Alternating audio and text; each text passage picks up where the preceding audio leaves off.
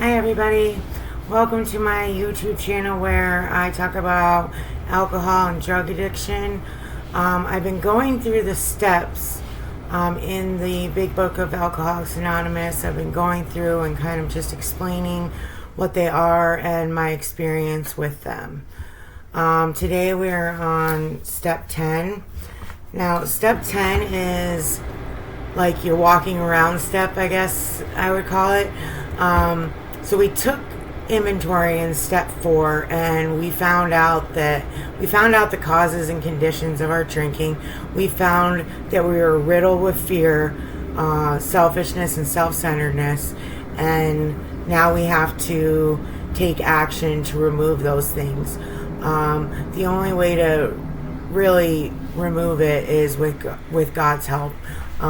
These steps have definitely brought me closer to a relationship to a power greater than myself, which is the point. And the higher power is supposed to keep you away from that first drink. It's done wonders for me. So step 10, we're going to continue to watch for selfishness, dishonesty, resentment, and fear. So when those things crop up, we ask God to remove those immediately. And when we owe somebody an amends, we make it right away. So when we make a mistake, we know we made that mistake, we go to the person right away and make an amends. On page 86 and 87 of the big book, it talks about when we retire at night, we constructively review our day. Were we resentful, selfishness, dishonest, or afraid? Do we owe an apology? Have we kept something to ourselves which should be discussed with another person at once? Were we kind and loving toward all? What could we have done better? Were we thinking of ourselves most of the time? Or were we thinking of what we could do for others, what we could pack into the stream of life? But we must be careful not to drift into morbid reflection or remorse, for that would diminish our usefulness to others. After making our review every night, we ask God's forgiveness and inquire what corrective measures should be taken. So it's a lot. It's a lot to watch out for. As far as I'm concerned, my natural default is dishonesty, selfishness, self-seeking, self-pity. I'm just riddled with fear, riddled with self. So the only way, like I said, the only way to really be rid of that is to ask for God's help. So every morning and every night I get on my knees and I ask for help in the morning and I thank Him at night. There's another part on 86 where it says, on awakening, let us think about the 24 hours ahead. We consider our plans for the day. Before we begin, we ask God to direct our thinking, especially asking that it be divorced from self-pity, dishonest, or self-seeking motives. I read this every day almost because I need to ask God to direct my thinking. Or like I said, it goes into default thinking, which is not good. Under these conditions, we can employ our mental faculties with assurance, for after all, God gave us brains to use. Our thought life will be placed on a much higher plane when our thinking is cleared of wrong motives.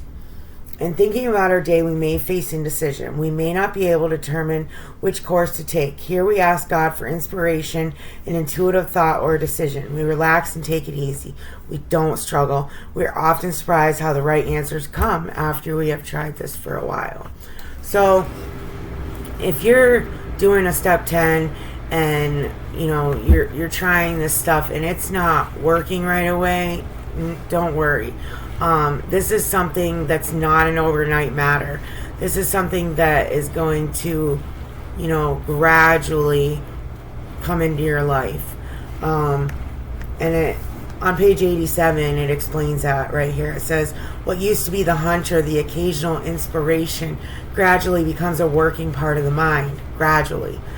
being still inexperienced and having just made conscious contact with God, it is not probable that we are going to be inspired at all times. We may pay for this presumption in all sorts of absurd actions and ideas. Nevertheless, we find that our thinking will, as time passes, be more and more on the plane of inspiration. We become to rely upon it. So today I rely upon God. I cannot live my life without God. Like I said, I pray in the morning, I pray at night, I pray throughout the day. And when I see these things crop up, the resentment, the dishonesty, the self-seeking, the self-pity, I ask God to remove it at once. Because that's my old self, that's my old ideas cropping into my mind. And that's the alcoholic mind that I don't want a part of anymore.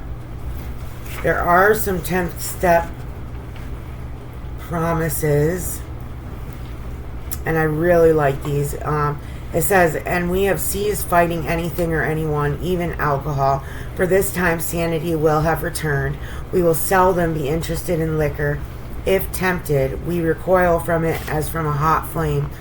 We react sanely and normally, and we will find that this has happened automatically. We will see that our new attitude toward liquor has been given us without any thought or effort on our part. It just comes. That is the miracle of it. We are not fighting it, neither are we avoiding temptation. We feel as though we had been placed in a position of neutrality, safe and protected. We have not even sworn off. Instead, the problem has been removed. It does not exist for us. We are neither cocky nor are we afraid. This is our experience. That is how we react so long as we keep in fit spiritual condition. Now, again, this stuff isn't going to happen overnight. But it eventually does. I haven't had a drink in almost 5 years, and I can tell you that this stuff comes true. I don't think about drinking anymore. It's just not a problem anymore. It's not a part of my life. I don't miss it. I don't, crave it. Nothing. I don't even really think about it too much unless I'm at an AA meeting or I'm speaking on something like this. So, yeah, definitely the program works. The program works if you do it. It's not for people that need it or people that want it. It's for people that do it. So step 10 is definitely an action step. We need to get in there and ask God for help and just watch for these things to crop up on a daily basis. And that's pretty much it for step 10. Have a good day.